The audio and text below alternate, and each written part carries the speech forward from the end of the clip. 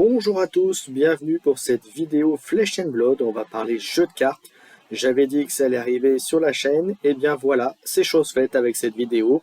On va parler des principes de base du jeu, ce qu'il faut vraiment retenir, assimiler pour pouvoir jouer correctement. Bon, vous verrez, il y aura plusieurs choses à savoir et à retenir. Et puis après, on parlera de classe de personnages et de construction deck. Alors très rapidement, puisque ça fera l'objet d'autres vidéos qui vont suivre sur la chaîne pour vous permettre de bien choisir votre classe, de bien choisir comment constituer votre deck. Et tout ça, vous allez voir, découle aussi des principes de jeu qu'on va voir juste là, après le générique.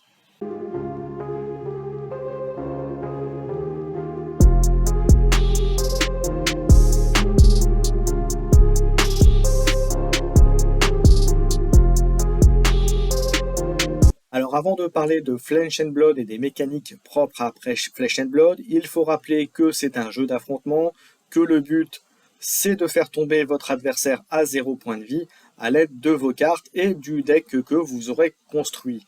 Comme dans beaucoup de jeux, là aussi, quand vous n'avez plus de cartes dans votre deck, vous avez perdu. Donc voilà, donc à bien faire attention à vos points de vie et à vos cartes et à votre deck. Donc ça, c'est, je dirais, un principe général qu'on peut appliqué à beaucoup de jeux de cartes, et donc ça, c'est aussi valable pour Flesh and Blood. Ensuite, la première notion qu'il faut assimiler, c'est la notion de pitch, c'est-à-dire le fait de sacrifier des cartes que vous avez en main pour générer des points de ressources qui vont vous être nécessaires pour faire vos actions, vos instants, enfin vos événements instantanés, on va dire. Enfin, tout ce qui va en fait faire le moteur du jeu, vous aurez besoin de points de ressources, et ça, vous les avez en pitchant vos cartes. Alors, pitcher dans Flesh and Blood, ça veut dire que vous sacrifiez une carte que vous mettez à côté de votre deck, qui va générer un nombre de ressources dépendant de la couleur de carte, mais on va y revenir dans quelques instants. À la fin du tour, à la fin de votre tour de jeu en tant que joueur, les cartes qui ont été pitchées, vous les mettez en dessous de votre deck, et si la partie se prolonge, vous pourrez bien sûr les récupérer, donc les piocher à nouveau et les jouer à nouveau.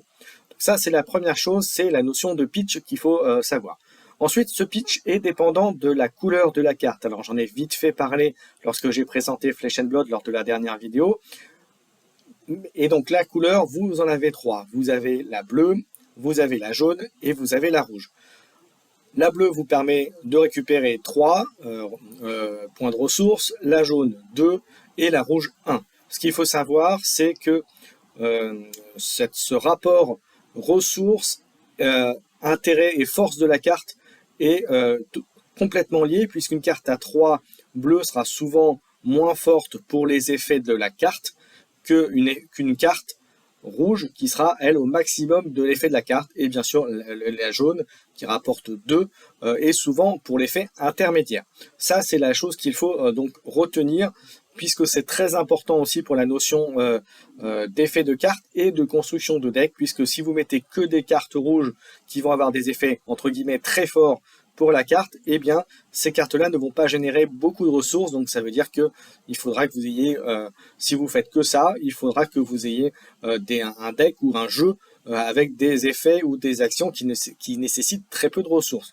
Et à l'inverse, si vous avez besoin de beaucoup de ressources, eh bien, il faudra faire un mixte intelligent entre les cartes rouges qui rapportent 1, les cartes jaunes qui en rapportent 2 et les cartes bleues qui en rapportent 3. Voilà, ça c'est la première chose à faire. Deuxième notion qu'il faut surtout se rappeler, c'est que vous démarrez avec 4 cartes en main, mais que vous ne repiochez qu'à la fin de votre tour. Ce qui veut dire que si c'est votre adversaire qui joue en premier, qu'il vous attaque, et que vous dépensez des cartes pour vous défendre, c'est-à-dire que vous allez utiliser des cartes de votre main parmi les 4 que vous avez au départ, vous utilisez des cartes en défense, vous ne récupérez à nouveau des cartes qu'à la fin de votre tour. Donc, autrement dit, ça veut dire que si par exemple les cartes en main, vous les avez utilisées pour vous défendre, vous n'aurez aucune action possible via vos cartes en main, puisque vous n'en aurez plus à votre tour. Donc ça, c'est aussi une grosse notion qu'il faut bien retenir, savoir le fait que défendre, c'est bien, c'est important, mais ça veut dire que c'est au détriment de votre phase à vous d'attaque. puisque voilà, là encore, la gestion de cartes est très importante. Donc ça, c'est la deuxième notion avec la notion de pitch et de valeur de carte qu'il faut bien retenir. Et c'est pour ça que, en complément de ces deux notions-là, il faut toujours, et c'est pour ça qu'en préambule, en début de ce que je vous disais, de bien surveiller vos points de vie et aussi de bien gérer votre carte en main et aussi de surveiller les cartes en main de votre adversaire, puisque là encore, comme vous le voyez, tout est lié. Donc voilà, ça c'est les deux gros principes de jeu, j'ai envie de vous dire qu'il faut bien retenir. La notion de pitch, la notion de ressources et la notion de gestion de cartes par rapport à votre tour et au tour de votre adversaire. Une fois que c'est dit, une fois que ces principes de jeu sont assimilés, eh bien maintenant il faut choisir sa classe et construire son deck. Alors là encore, ça va être ce que je vais vous dire, c'est des principes généraux, puisque comme je disais en introduction, il y aura des vidéos plus spécifiques et un peu plus techniques pour ce genre de choses. Mais déjà, ce qu'on peut vous dire, c'est que pour jouer à Flesh and Blood, il faut déjà que vous ayez une idée de la classe que vous avez envie de jouer. Alors, ce que je vous conseille en premier lieu, c'est de vous renseigner autour de vous, de voir éventuellement quelques parties, de voir différentes classes jouer, pour vous donner déjà un premier avis sur ce que vous voudriez jouer. Ne pas hésiter à demander conseil autour de vous. Souvent, dans votre entourage, si vous avez un cercle de jeu de joueurs qui sont déjà joueurs de Flesh and Blood, eh bien, ils sont souvent à même de vous prêter soit quelques cartes, soit même des fois des decks préconstruits. Là, par exemple, à la boutique où je vais, ils ont des decks, des petits decks qui sont disponibles pour jouer et pour faire apprendre à jouer et pour montrer les classes. Donc, vous voyez, si vous avez cette possibilité-là, n'hésitez surtout pas. Donc ça, c'est très important, puisqu'en fonction de la classe, il y a toutes les cartes, ou en tout cas une très grande partie des cartes qui vont former votre futur jeu pour Flesh and Blood va dépendre de cette classe-là, puisque souvent les interactions de cartes sont liées justement à la classe et la classe et aux cartes, et bien sûr tout ce qui est ressources, etc. Voilà, puisque effectivement chaque classe se joue de manière différente, ont des interactions différentes, aussi bien dans la manière, vous, de jouer vos cartes, mais également, vous, d'interagir avec votre adversaire, et puis bien sûr, à vous de vous adapter aussi à l'adversaire que vous avez en face, puisque là encore, eh bien, en fonction de telle ou telle classe, les réactions et les cartes que vous allez jouer ne seront pas forcément les mêmes. Après, bien sûr, là, on va entamer sur un autre débat, c'est aussi en fonction du format de jeu choisi. Voilà, on arrive au bout de cette première vidéo, entre guillemets, presque d'introduction à Flesh and Blood.